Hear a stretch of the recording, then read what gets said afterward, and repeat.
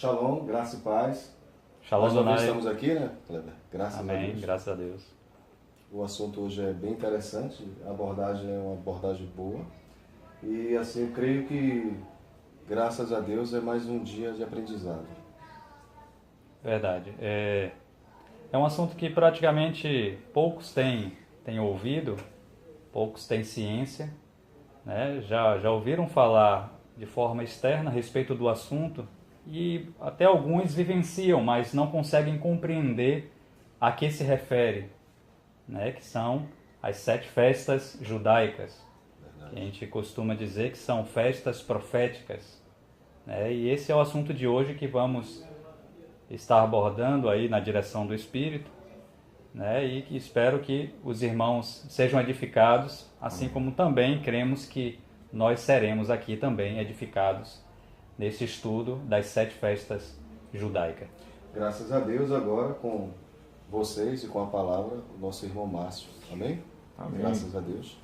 Shalom.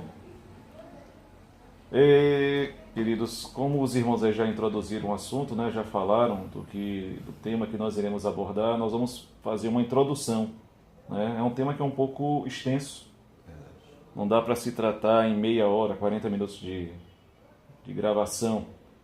Mas dentro daquilo que o tempo nos permitir, nós vamos falar um pouco. Essas festas, né, que comumente nós chamamos de festas judaicas, eu gostaria só de poder fazer uma pequena, na verdade não se chamaria de correção, mas só fazer um adendozinho que, na verdade, o Senhor chama essas festas dele, diz, estas são as minhas festas. E muitas vezes a igreja, ela, por não entender, ela acaba desprezando, achando que é algo meramente da cultura judaica. Quando você vai olhar as Sagradas Escrituras, o Senhor fala, né, fala para Moisés prescrever as festas e dizendo que estas são as minhas festas, ou melhor, os meus encontros marcados, como nós iremos ver. Esses encontros marcados, essas festas, né, eles aparecem lá no livro de Levítico, né, na Bíblia Judaica, é o livro de Vaikra. E eu vou pedir aos irmãos, primeiro eu vou pedir a Edson para ler o que está em Levítico, capítulo 23, versículos 1 e 2. E depois eu vou pedir ao Kleber para ler na Bíblia Judaica. Edson está lendo a João Ferreira de Almeida e Kleber vai ler a versão do David Stern, que é a Bíblia Judaica, e nós vamos tentar verificar algo, né, em relação a isso. Mas, por favor, Edson, leia aí Levítico, capítulo 23, versículo 1 e 2. Amém. Aqui diz, né? Depois falou o Senhor a Moisés, dizendo: fala aos filhos de Israel e dize-lhes: as solenidades do Senhor, que convocarei serão santas convocações, estas são as minhas solenidades. Aí nessa versão, o tradutor, o exegeta, colocou como solenidades do Senhor. Se fosse olhar a Bíblia Shed, né, Shed utiliza a versão João Ferreira de Almeida, revista e atualizada. E na Bíblia Shed ele chama, né, está traduzido como festas. Vamos ver agora aqui uma terceira versão. Quando nós conseguimos juntar, né, diferentes versões, nós conseguimos chegar um pouco mais próximo do que o original, do sentido original do texto. Então eu vou pedir a Kleber para ler agora a Bíblia Judaica. Amém. Levítico 23, versículo 1 e Isso. 2. Adonai disse a Moshe: fale ao povo de Israel os tempos designados por Adonai, que vocês devem anunciar como convocação sagrada. São os meus tempos designados. Interessante. Nós temos então 3 traduções, né? Cada uma delas usando uma palavra específica para se referir ao assunto, ao tema que nós queremos trazer. E cada exegeta, cada um trouxe a sua visão. É bem interessante isso, porque nós podemos ter uma visão do todo. Vamos lá. Só para a gente poder começar, essa palavra que comumente é traduzida como festa, em boa parte das Bíblias, em outras como solenidade, e na Bíblia judaica como tempo designado, ela é uma palavra de origem hebraica, que é a palavra moed, né? E a palavra moed, ela tem, Edson e Kleber, ela tem ela tem os seguintes significados, né? Então pode significar lugar marcado, tempo marcado, reunião marcada, lugar de reunião, e estar em um lugar marcado para se reunir para um compromisso marcado. Tudo isso está em Strong, né? Ele traz esse significado da palavra moed. Então nós vemos que é uma palavra extremamente ampla. Então por isso que quando nós lemos a versão de João Ferreira de Almeida, a revista atualizada, a Bíblia Judaica, nós conseguimos ver que diferentes palavras são utilizadas como sinônimos da mesma palavra, mas o original é a palavra hebraica moed. E dentro dessa conotação das festas judaicas, a palavra que mais se identifica com isso, a expressão que mais se identifica com isso seria tempos marcados pelo Senhor, ou tempos designados, ou como está aí na Bíblia Judaica, Tempos designados. tempos designados. Né? Não deixa de ter a conotação de festa, né? Porque são encontros festivos, de certa forma, eram. Né? Não deixam de ter a conotação de algo solene, porque de fato era uma solenidade, porque Adonai, porque o Senhor estava presente no meio do seu povo. Mas o significado primordial dentro daquilo que nós queremos abordar é tempos designados, ou seja, tempo específico, tempo marcado por Deus para ter encontro com o seu povo. É interessante que essa palavra, a primeira vez que ela aparece, está lá em Gênesis, capítulo 1, versículo 14. Vamos ver isso aqui. Capítulo 1. Capítulo 1, versículo 14. É a primeira vez que ela aparece.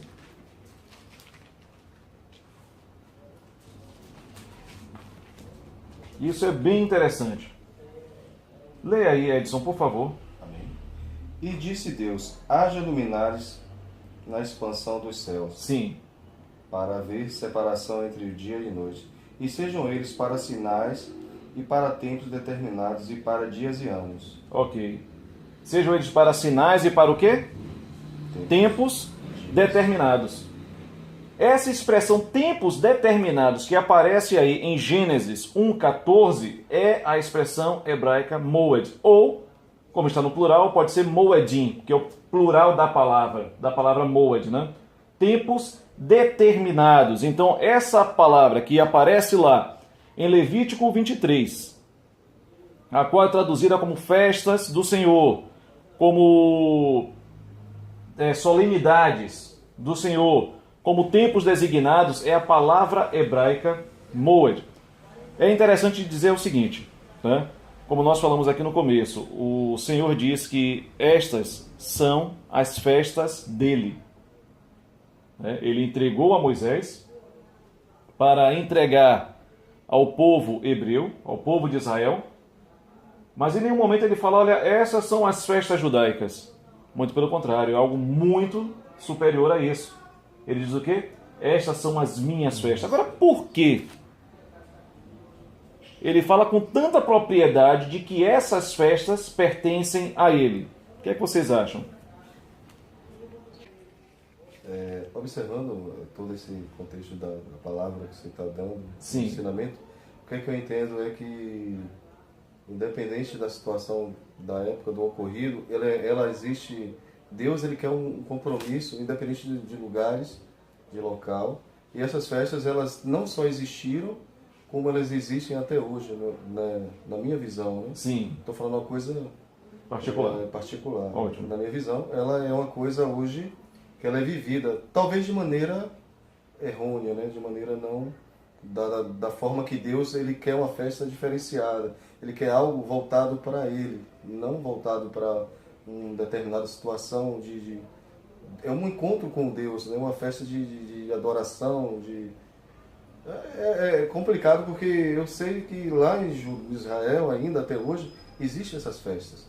Nós no Brasil até nós tentamos, mas eu estou curioso de saber o que é que De realmente fato, o significado. Estou aqui como leigo mesmo. O interessante é que Deus ele ordena que essas festas sejam cumpridas, né? Sim. Então isso mostra que há uma importância dessas festas. Verdade. E aí vamos querer saber que importância tem essas festas né, como teve para Israel, e essas festas a que se refere? Que importância essas festas têm para nós, igreja do Senhor? Isso é muito interessante. Estou curioso. Porque alguns relegam as festas do Senhor, ou melhor, os encontros solenes, ou os encontros designados do Senhor, os tempos designados do Senhor, como algo somente voltado ao povo de Israel.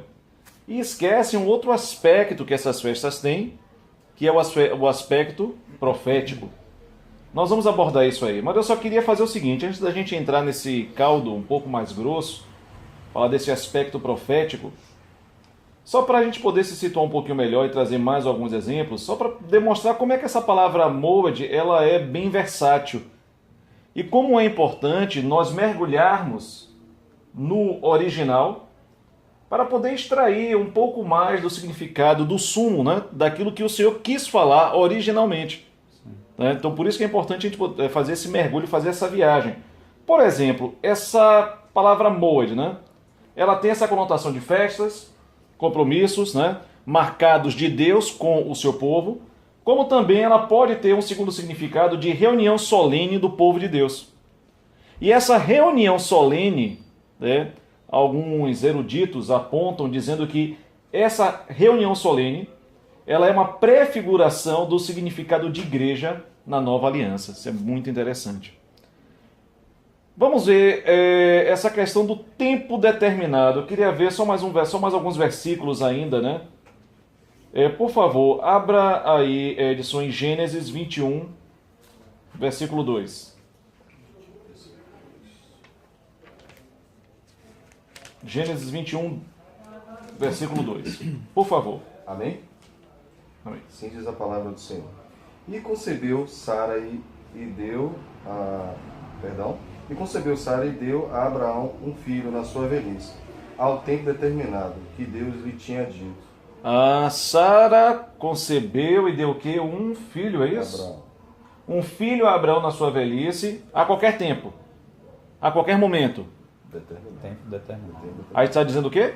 Tempo determinado. Tempo determinado, porque Deus já havia falado com Sara, quando ele havia visitado Abraão, ele falou: Sara, daqui a 1 ano ela conceberá e dá luz ao menino. Ou seja, Deus determinou um tempo e ainda disse que tempo era esse. Essa palavra, essa expressão que em português está tempo determinado, é a palavra hebraica moed. Tempo determinado. E é um tempo determinado pelo Senhor. Lá em Êxodo, capítulo 33, vou pedir a Kleber para ler. Êxodo 33, 7. Né? É o segundo livro do Pentateuco, né? Ou da Torá. É o livro de Shemot. Depois nós podemos até fazer, enquanto o Binho procura, a gente pode até fazer um estudo sobre esses nomes dos livros da Torá em hebraico, né? O que cada um deles significa. É bem interessante, tem muita coisa para a gente poder trazer. Se preocupem não que vamos trazer mais assuntos interessantes. Mas por favor, leia aí, Kleber. 33? 7. De Êxodo. Moshe pegava a tenda e a armava fora do acampamento, bem longe dele. Ele a chamou de tenda do encontro. Quem desejasse consultar Adonai, saía à tenda do encontro, fora do acampamento. Tenda do encontro. Essa palavra encontro é a palavra moed. Deu para entender? Isso é bem interessante porque isso nos remete ao seguinte: quando Deus prescreveu a Moisés, a Moshe, né? A Moisés, as festas que ele queria, ele estava dizendo para Moisés que ele queria ter um encontro determinado, por ele, em um tempo determinado, né? E que isso deveria acontecer durante pelo menos 7 vezes ao ano. É claro que tem também o sábado, mas o sábado não é considerado entre as 7 festas. Né? O sábado é um dia que era guardado em específico lá em Israel, pelo povo de Israel. Mas Deus estava dizendo que queria ter encontros determinados com seu povo em tempos específicos, determinados por ele mesmo. Agora, voltando àquela pergunta, né, que nós fizemos, então o que é que isso quer dizer, irmãos? Né? Por que que algo que foi dado ao povo israelita, ao povo hebreu, por que que é algo que foi entregue a esse povo, né? E o que é que isso tem a ver com a igreja? O que é que isso nos remete? O que é que isso nos fala? Né? Nós, como igreja de Cristo, como gentios, salvos em Cristo Jesus, que agora faz parte do corpo de Cristo, né? Chamado de igreja, eclésia, né? O hebraico, carral. Né? Então o que é que isso nos traz? Importa para nós. O que é que isso importa para nós? O interessante é o seguinte, que o apóstolo Paulo, quando ele escreve para Timóteo, ele diz que as coisas que outrora foram escritas, né, foram escritas para a nossa edificação. O livro de Hebreus também nos fala que as coisas que foram escritas outrora serviam de sombras, né, de sombras que nos serviriam para o nosso ensino nos dias de hoje. Então as festas judaicas, ou as festas do Senhor, elas nos remetem, né, a algo muito importante. Porque se é o tempo determinado por Deus, se é um tempo profético determinado pelo Senhor, se é um encontro que Deus queria marcar com o seu povo, elas remetem simplesmente, irmãos, à vida e obra do Senhor Jesus. Amém. Agora, como assim? Deus, quando ele prescreve, queridos, em Levítico 23, e ele dá a ordenança das festas, ele fala de 7 festas principais. Então nós temos, né, a ordenança da Páscoa, que é o Pessa, né? Nós temos a ordenança dos pães asmos, que é o Hag Hamatzot. Nós temos a ordenança das primícias, que é chamada de Bikurim, né? Nós temos a ordenança do Pentecostes, que é o Shavuot, que é a festa das semanas. Nós temos a ordenança da festa das trombetas, que é o Yom Teruah, que é o dia de tocar trombeta. Nós temos a ordenança da festa da expiação, que é o Yom Kippur. E nós temos a ordenança da festa dos tabernáculos, que é o Sukkot. E cada uma dessas festas, ela vai falar de um aspecto bem interessante da vida e obra do Senhor Jesus. É? E talvez alguns digam, mas isso não tem nada a ver conosco. Irmãos, se nós formos reparar, Jesus ele cumpriu fielmente cada uma dessas festas. Porque todas elas, quando elas eram celebradas no Antigo Testamento, ou melhor, na Antiga Aliança, elas eram apenas uma sombra, apenas uma figura, elas não eram a realidade. Porque o cumprimento real dessas festas que eram celebradas na Antiga Aliança encontra-se em Cristo Jesus.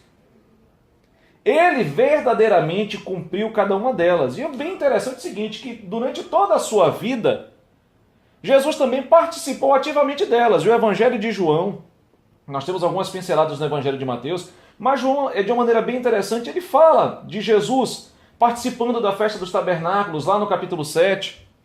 Aos 12 anos de idade também Jesus participa de uma outra festa judaica, cumprindo o mandamento do Pai, o mandamento do Eterno, o mandamento de Hashem, o mandamento de Yahvé, de Jeová, né?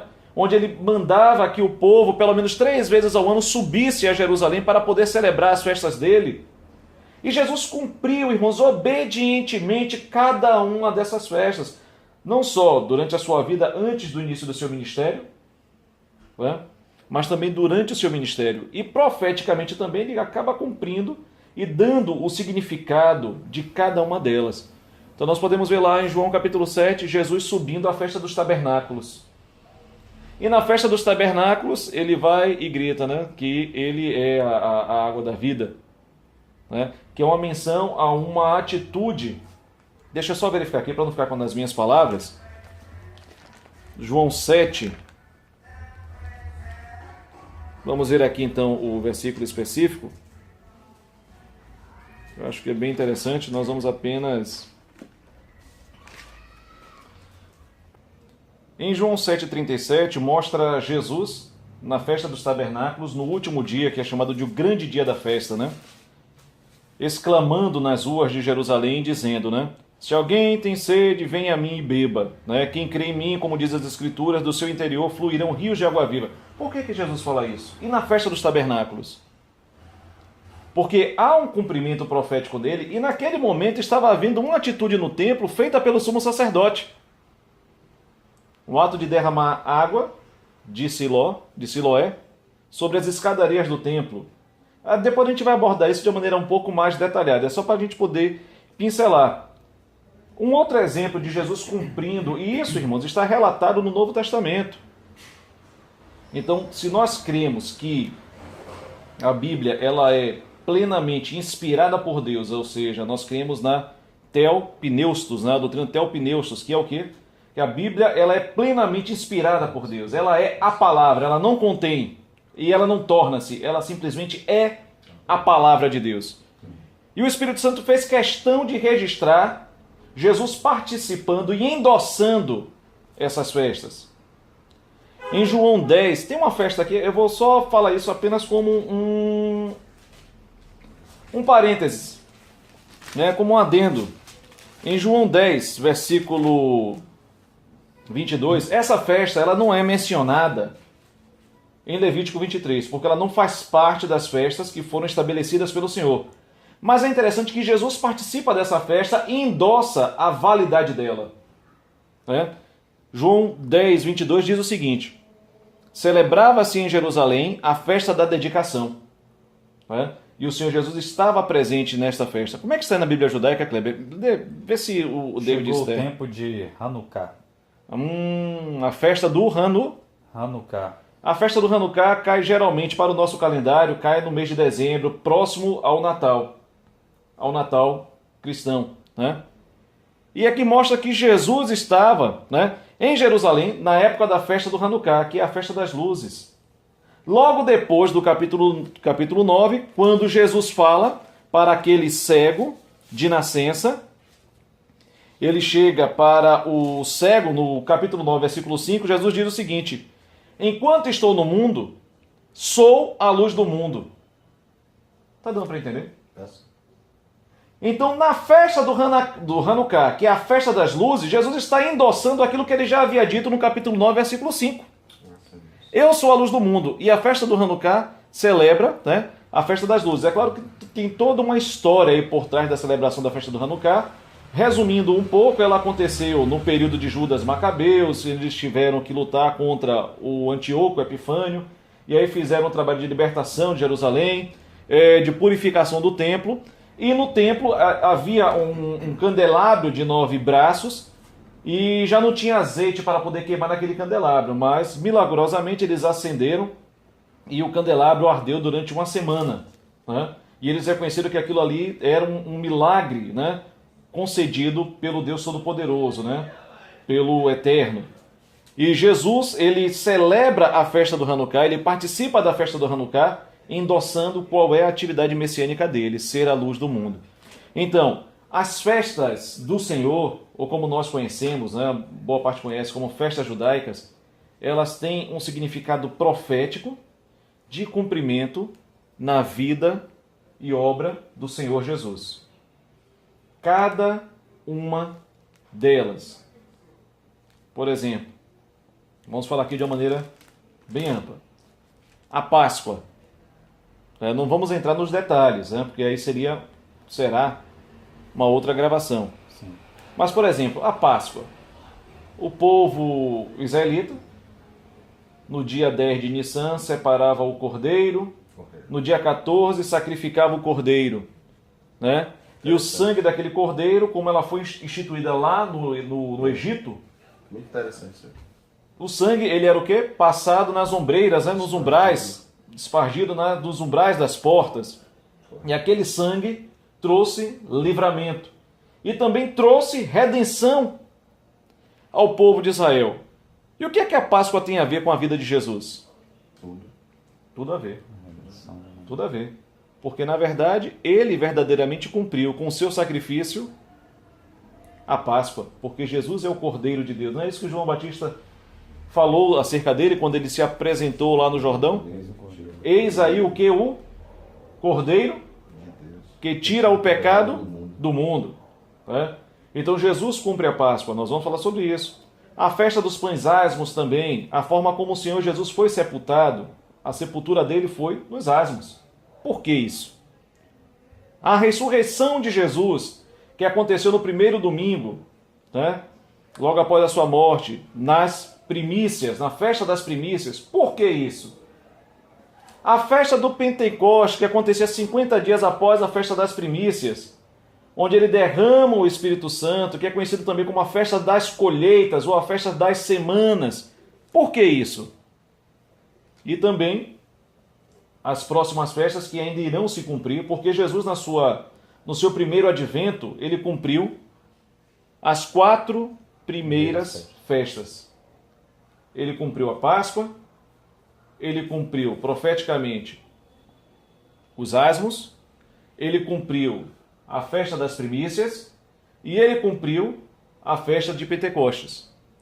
Faltam ainda mais 3 festas se cumprirem. Então, para resumo e até mesmo para a gente compreender, o pessoal compreender, as festas que Deus ordenou para que o povo de Israel fizesse, e isso fosse celebrada anualmente, Sim. eram como festas específicas que eles realmente iriam festejar, mas que direcionava para um cumprimento que haveria no futuro. Correto. De cada uma dessas festas específicas. É isso mesmo, Kleber, você está certíssimo. Como na verdade praticamente todo o Antigo Testamento, né, é uma sombra de algo que iria acontecer no futuro, né? Você vai olhar as figuras que são utilizadas no Antigo Testamento, a arca aponta para Cristo. E que infelizmente o povo de Israel não conseguiu compreender. E não conseguiram compreender. A respeito dessas festas. Porque ficaram na literalidade da letra. Né? Não consegue ainda, né? E até hoje não consegue. Não consegue. É o que Paulo fala na sua segunda carta aos Coríntios, se não me falha a memória, no capítulo 3. Que quando um judeu, né, ele lê a Torá, ele lê a Tanakh, né, que é a Torá, os profetas e os escritos, é como se um véu estivesse posto nos olhos. Eles não conseguem enxergar a interpretação espiritual, né, dada pelo Espírito por trás daquelas letras, por trás daquelas palavras. Não conseguem ver o cumprimento profético na vida do Messias, do Mashiach, e, infelizmente, na vida de Jesus. Não só os judeus, mas infelizmente a igreja também não contexto consegue geral, né? compreender. E muitas festejam, né, nas suas congregações, E pode estar fazendo mas não consegue compreender de fato a realidade do que são essas festas e o que elas representam. Isso pode estar também virando uma movimentação pagã, de certa forma, que não Sim. tem nada a ver com as festas que deveriam ser devidamente voltadas para Deus, como referido aqui, né? Que Márcio, ele foi... O bom disso tudo é que eu vejo que Márcio, esse estudo, ele tem sido aprofundado para aqueles que querem realmente alguma coisa no sentido de aprender, era o que nós estávamos falando aqui Sim. antes. É muito bom, entendeu, Cleber? Márcio também. É muito bom a gente saber o que significa cada festa, o porquê dessas festas e a questão da falta, né? Do que vai se cumprir ainda. Muito bom. E graças a Deus eu vejo que a palavra de Deus tem se cumprido. Amém. Amém. Eu achei interessante aqui também o que o Kleber falou, que algumas igrejas celebram. Nós temos aí então, queridos, 2 extremos, né? Umas celebram sem entendimento e outras desprezam completamente, também por não ter entendimento do que significa. É claro que eu entendo, né, que essas festas elas foram passadas diretamente para o povo de Israel. Então algo que de fato está na cultura deles, Ligados a eles. está totalmente ligado a eles devem celebrar, porque de fato é uma ordenança do Senhor. Para eles. Agora nós como igreja, nós também não podemos ficar de fora no sentido de entender o que essas festas significam. Não quer dizer que obrigatoriamente tenhamos que celebrar no sentido específico, fazer tabernáculo. Não. Se nós conseguimos entender o significado, já é suficiente. Se a gente conseguir entender o porquê da Páscoa, Já é maravilhoso. E faríamos Sim. as festas onde quiséssemos, né? O que Desde também- que fosse voltado para Ele. o que também não nos impediria de celebrar. Justamente. É claro que ninguém vai sacrificar cordeiro, né? Porque o sangue de foi touro, sacrificado, bodes e né? ovelhas não anula pecado de ninguém. É verdade. O sangue que anula o pecado, que remove o pecado, que apaga o pecado, Já foi o foi. sangue do Cordeiro de Deus que já foi derramado na cruz do Calvário. Então não há necessidade. Outra coisa, ninguém também vai celebrar as festas achando que está cumprindo as mitzvot, né, os mandamentos de Deus, para poder ser salvo. Não tem nada a ver, irmãos, nada a ver. Eu acho assim, que se a igreja quiser celebrar de uma forma didática, eu acho que é uma atividade válida, de uma maneira didática. Até mesmo como lembrança do verdadeiro cumprimento. É até mesmo como houver, lembrança do verdadeiro cumprimento. Se houver a tal explicação e tal entendimento, É até que isso. pode ser válido. Agora, simplesmente festejar por festejar, Porque achou bonitinho, né? porque acha bonito. É um assunto agora. Ou porque é voltado ao povo de Israel, né? Como Ou simplesmente porque é voltado... judaizar as coisas. Isso. Então, Também é outro perigo. Nós... é um perigo. E voltamos a dizer aqui, nós amamos o povo de Israel, Amém. né? Nós temos aqui um Verdade. respeito profundo, até porque a boa parte dos brasileiros, talvez muita gente não saiba disso, principalmente aqui no Nordeste, Descendência. nós de alguma forma descendemos de judeus que vieram fugidos de Portugal e da Espanha durante a Inquisição Até os nomes Católica, formulados, até os nomes, né? Nós podemos citar nome de famílias, né? E isso baseado em pesquisas. Nós podemos um dia trazer um assunto, um estudo só sobre isso, de famílias que tiveram seus nomes mudados, famílias judaicas, quando vieram para o Brasil tiveram que mudar para poder se esconderem, para poder se camuflar, né? Para saber, Verdade. quem sabe você é descendente. Quem sabe você também é um descendente de um judeu, Os Terceiro Oliveira, grau. né? Os Oliveira, né? Os Palmeiras Barros. também. Palmeira, Barros, né? A família Barros, que mudou o nome para Barros, Barreto, Barroso, né? A família Fraga também, Pedrosa, estão todos dois. Pedrosa, a família Freire, Freire. né? Os Silva Freire, né? A família de meu avô, né? Judeus, sefaraditas também. Então, assim, de alguma forma, e muitos outros sobrenomes aí, muitas outras famílias. Que, por incrível que pareça, no sertão, se você for olhar os costumes, usos e costumes, já que você entrou Sim. dessa brecha, o lenço, os costumes, assim, Isso mesmo. as festas. Você está certíssimo As isso. pessoas talvez não sabem, mas dentro do sertão, dentro do Pernambuco principalmente, Pernambuco, Existe- principalmente. existe realmente essa coisa assim. Mas é Paraíba. muito bom. Isso é bem legal o que você falou, né? Então, muitos dos costumes que nós temos aqui no Nordeste vêm diretamente dele. Até a sonoridade, né? Alguns falam que a sonoridade da música nordestina lembra muito também a sonoridade. Aí são os experts, né? Que falam sobre isso, né? E lembra muito a sonoridade lá do Oriente Médio, lá de Israel. Isso é bem interessante. Mas, independentemente da nossa ascendência, né? Se temos um parentesco, se nós somos chamados de, como eles dizem, de Binei Anussim, ou filhos dos forçados, daqueles que foram forçados a se converter ao catolicismo, né? Se nós somos Anussim ou não, para mim seria uma honra, né? Amém. Pra mim também. Saber que sou um Anussim e não teria nenhuma vergonha, muito pelo contrário, teria todo orgulho. Mas assim, independentemente disso, né, nós fazemos parte da igreja que é o corpo de Cristo. Então nós precisamos ter esse olhar interpretativo daquilo que foi escrito na antiga aliança, porque tudo foi escrito para o nosso ensino, para o nosso aprendizado. O que a gente se esquece, irmãos, é que quando o apóstolo Paulo fala que toda a escritura é divinamente inspirada, ele estava se referindo a quais textos? Aos textos do Antigo Testamento. Porque o Antigo do Novo Testamento, surgido ainda. boa parte ainda não tinha nem sido escrito. Verdade. Né? Boa parte ainda estava por se escrever. Então, todo o Antigo Testamento, e cremos também que o Novo Testamento também é a palavra de Deus e que se complementam, né? É a fusão, né? Isso, e que formam um todo. Né? Então, todo o Antigo Testamento é a palavra de Deus. E Deus tem lições preciosíssimas, né?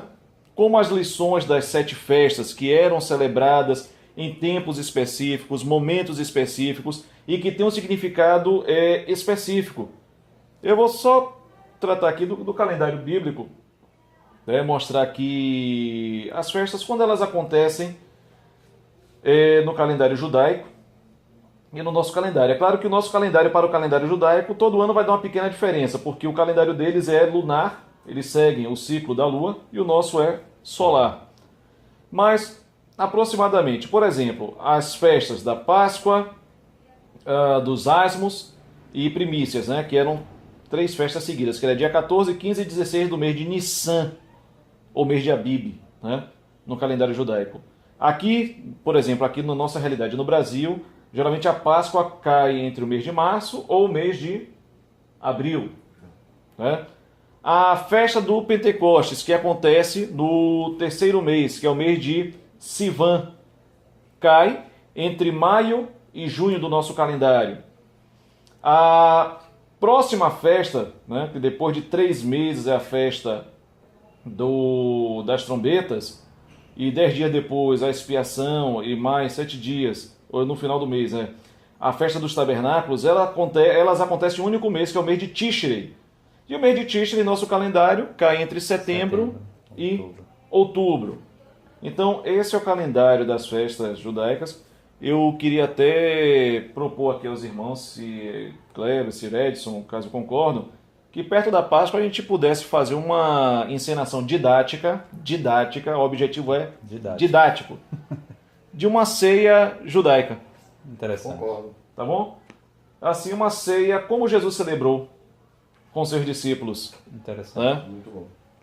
Falar um pouco, né, trazer um pouco disso dentro daquilo que a gente, né, puder trazer, mostrar para os irmãos como é que ela era celebrada. Eu acho que é uma atividade válida, didaticamente. Do original da coisa. De como as coisas aconteceram, né? Aconteceram. É claro que nós temos a nossa ceia, que é o nosso memorial, né, uma ordenança deixada pelo Senhor Jesus, mas aquela ceia que Jesus celebrou lá no cenáculo junto com seus discípulos, como é que aquela ceia se deu? Quais eram os elementos presentes naquela ceia? A ceia que o Senhor determinou lá em Êxodo, a ceia que Jesus celebrou lá no cenáculo, a última ceia. Então eu acho que é uma atividade interessante. Interessante. E assim, acho que por hora, para introdução, acho que dá para a gente dar uma paradinha por aqui. Eu espero que os irmãos possam entender o objetivo, né, desse bate-papo, dessa conversa, desse estudo, né, que é apontar para o significado profético das festas, entender que o Senhor estabeleceu tempos designados e que esses tempos designados foram cumpridos profeticamente pelo Senhor Jesus. Então, nas próximas gravações, nós vamos abordar as festas, tá bom? Na próxima, nós vamos tratar da Páscoa, se der tempo, dos asmos e das primícias. E aí nós vamos ver o que é que está por trás dessas festas e como é que Jesus cumpriu cada uma delas. Ok? Amém.